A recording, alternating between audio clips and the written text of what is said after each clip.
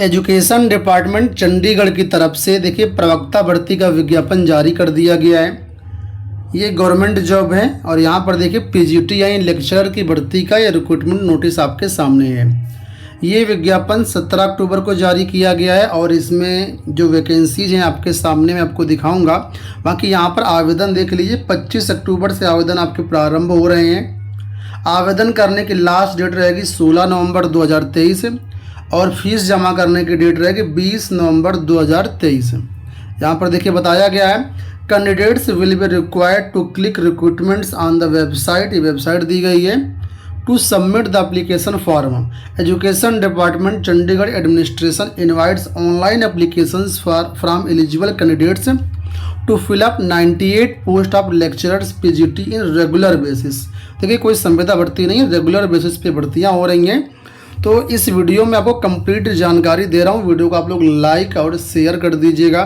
साथ में अगर आप चाहते हैं शिक्षक भर्ती की सारी आपको अपडेट मिले तो चैनल को सब्सक्राइब जरूर कर लीजिए। चलिए वीडियो में बढ़ते हैं आगे। सबसे पहले यहाँ पर देख लेते हैं पोस्ट कौन कौन सी हैं। तो देखिए यहाँ पर लगभग जो मेजर पोस्ट हैं वो सभी हैं। केमिस्ट्री की देखिए, सबसे पहले बायोलॉजी है, टोटल 5 पोस्ट हैं। केमिस्ट्री 6 पोस्ट हैं। इकोनॉमिक्स 2 पोस्ट हैं। English 23 post. Geography 3 post. Hindi 10 post. History 4 post. Home science 3।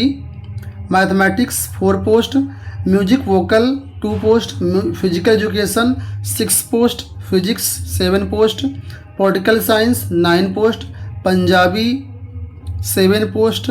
Sanskrit 2 post. Sociology 5 post और टोटल 98 वैकेंसीज हैं। बाकी कैटेगरी वाइज यहाँ पर डेटा दिया कि आप इस डेटा को अच्छे से देख सकते हो और आप यहाँ पर देख सकते हो कि आपको यहाँ पर जो है आपकी कैटेगरी में कितनी वैकेंसीज हैं। एक चीज़ जो मैं आपको पहले क्लियर कर दूँ यहाँ पर कि यहाँ पर सभी राज्यों के अभ्यर्थी आवेदन कर सकते हैं, कोई रिस्ट्रिक्शन नहीं है। चाहे आप किसी भी स्टेट से बिलोंग करते हो आप यहाँ पर आवेदन जरूर कर सकते हैं। ठीक है, अब यहाँ पर देखिएगा पे स्केल देख लीजिए आप कि कितना आपको पेमेंट मिलेगा। तो वेतन आपको बिल्कुल फुल मिलेगा, जैसे उत्तर प्रदेश में होता है। ग्रेड पे 4800 की ये वैकेंसी, उत्तर प्रदेश की वैकेंसी भी पीजीटी की 4800 ग्रेड पे होती है।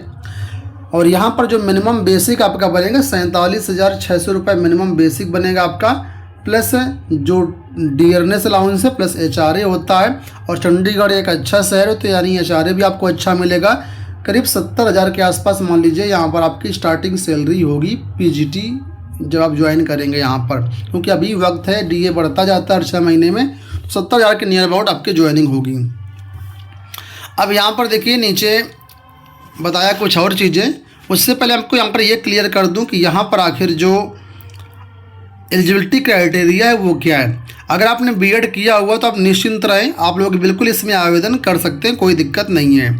अब यहाँ पर देखोगे तो एलिजिबिलिटी क्राइटेरिया के बारे में जानकारी दी गई है। तो यहाँ पर देखिए 2 प्रकार का एलिजिबिलिटी क्राइटेरिया है, मैं दोनों आपको बता रहा हूँ।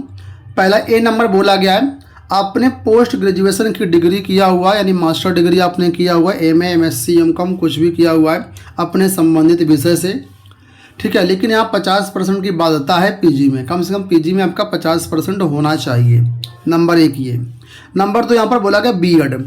ठीक है, बीएड भी आपके पास होना चाहिए और बीएड में जो है कम से कम 45% की आपके पास बाध्यता होनी है। अच्छा, यहाँ पर ये भी बोला गया विद रिलेवेंट टीचिंग सब्जेक्ट। तो टीचिंग सब्जेक्ट जो भी आप जिस भी पद के लिए आप फॉर्म भर रहे हैं, जैसे सपोज करो आप बायोलॉजी के लिए फॉर्म भर रहे हो तो कम से कम आपने बीएड में साइंस लिया हो, यानी रिलेवेंट सब्जेक्ट में आपका बीएड होना चाहिए। ये बात यहाँ पर मेंशन की गई है। तो पहला ए नंबर ये हो गया।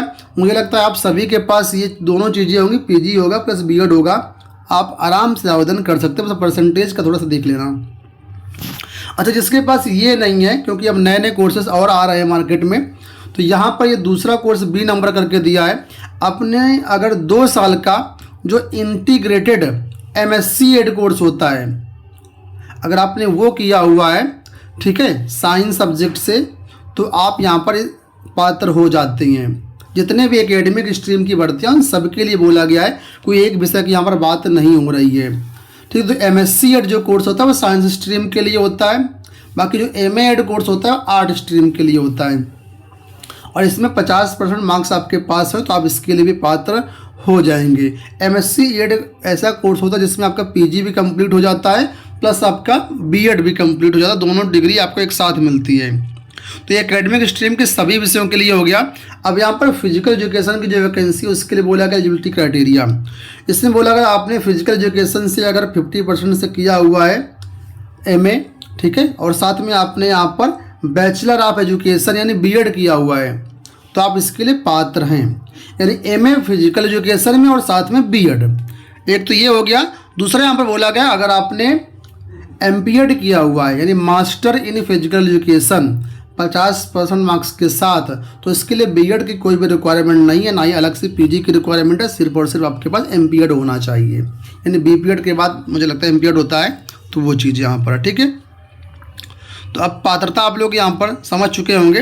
अब यहाँ पर मैं आपको एज लिमिट भी बता देता हूँ, उसके बाद आपको सिलेक्शन प्रोसेस बता दूंगा। तो एज लिमिट यहाँ पर देखिए, जो एज लिमिट है वो मिनिमम 21 ईयर्स होनी चाहिए और मैक्सिमम यहाँ पर जो है 37 ईयर्स है। और एज जो है आज से आपकी काउंट नहीं की जाएगी, एज 10 महीना पहले से काउंट की जाएगी, यानी 1 जनवरी 2023 से आपकी एज काउंट की जाएगी।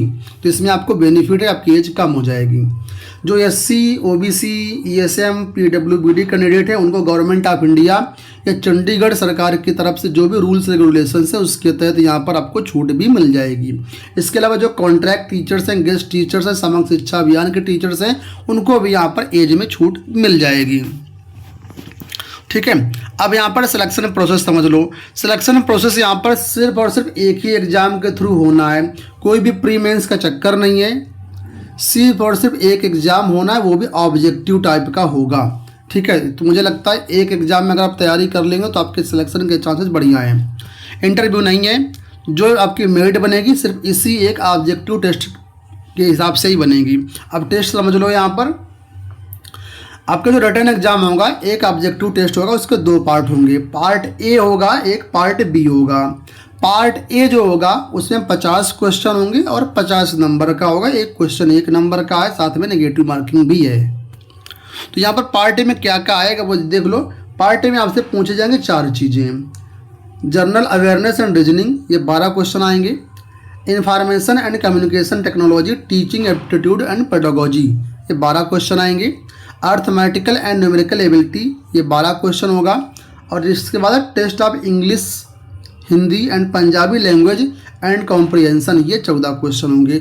इस तरीके से सबको जोड़ दो चारों को तो आप बन जाते हैं 50 क्वेश्चन। तो एक तरीके से जनरल पेपर है, सभी छात्रों को देना होगा, ठीक है।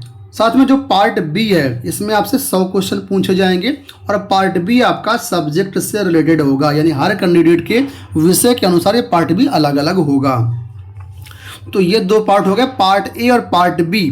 यहाँ पर आपको दोनों में अलग अलग पास होना है और पास होने के लिए यहाँ पर जो पासिंग मार्क इन्होंने रखा है, मिनिमम क्वालिफाइंग मार्क्स, वो है 40% सभी कैटेगरी के छात्रों के लिए।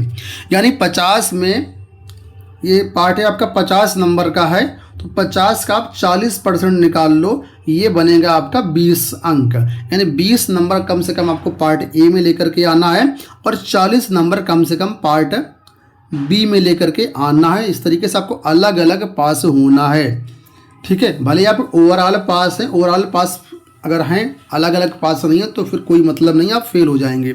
अलग अलग आपको पास होना दोनों में, ठीक है। जैसे आप मिनिमम क्वालिफाइंग मार्क्स लेकर के आते हैं उसके बाद आपकी फाइनल मेरिट बनेगी।